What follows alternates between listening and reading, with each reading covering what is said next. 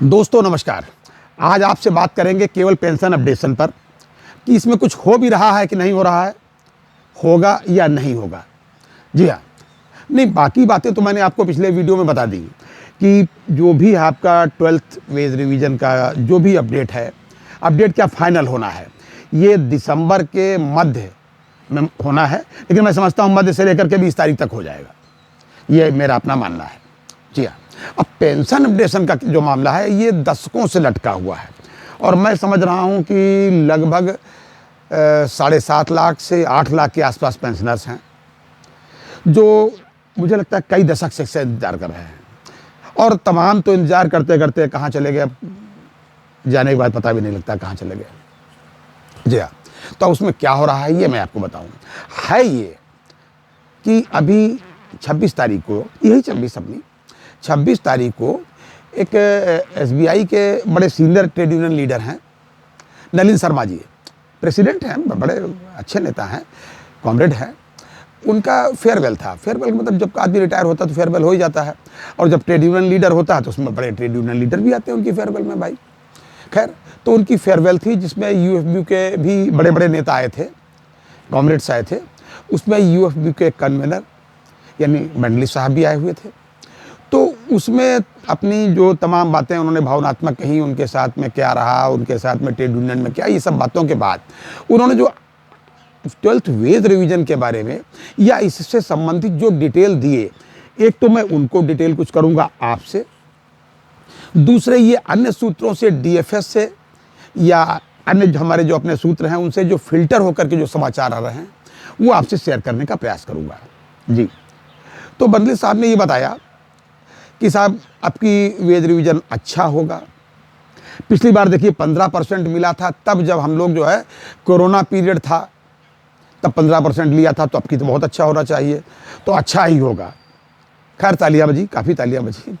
उन्होंने ये भी कहा कि साहब पिछली बार जो आपको, चूँकि वेज रिवीजन 3 साल नेगोशिएट करते करते हो गया था, तो 3 साल का जो एरियर मिला था उतना एरियर आपको इस बार मिल जाएगा अभी 12th सेटलमेंट में। पुनः तालियां बजी, बड़ा अच्छा लगा सुनने में कि वेज रिवीजन बढ़िया होगा।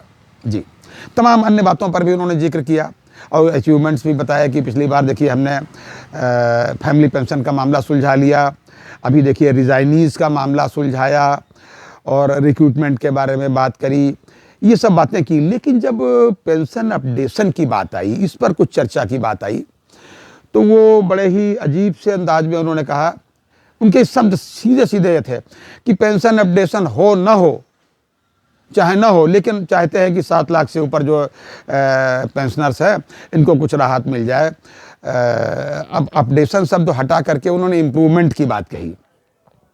हालांकि थोड़ी इससे निराशा जरूर हुई, लेकिन उन्होंने इतना जरूर आश्वस्त किया कि कुछ न कुछ इम्प्रूवमेंट होगा पास्ट रिटायरीज़ के मामले में।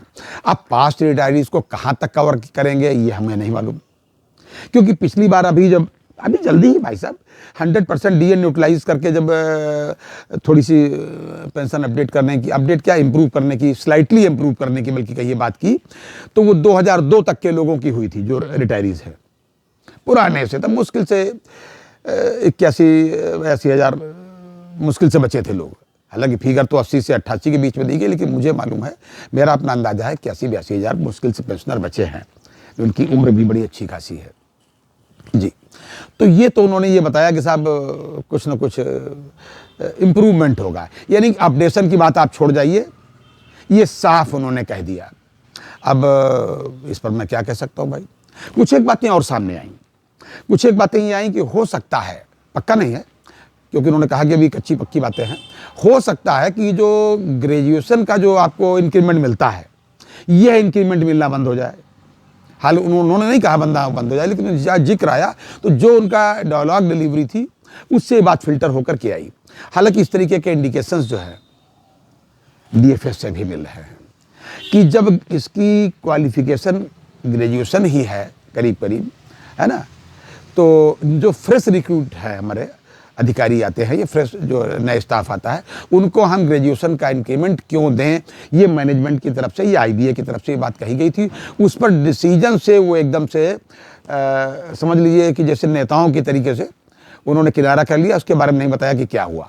सच्ची बात यह है कि 9 तारीख के निगोशिएशन के बाद भाई साहब एक भी मीटिंग नहीं हुई। तो ये तो अब पक्की बात हो गई कि अंदर खाने ये डीएफएस, आईबीए और यूएफबीओ के बीच बात होती जरूर है। अब चूंकि सरकार ने कहा है कि दिसंबर तक हमको कर लेना है, हमारे आदरणीय वित्त मंत्री जी ने भी कहा है, निर्मला सीतारमण जी ने, कि कर लेना है, फाइनल कर लेना है 12th वेज रिवीजन का जो भी वार्ता समझौता है, तो सरकार तो कर ही लेगी। और चूंकि सरकार का करने का मन है, अब उसका क्रेडिट तो हमारे नेताओं को जाएगा ही कि भाई साहब जल्दी करा दिया।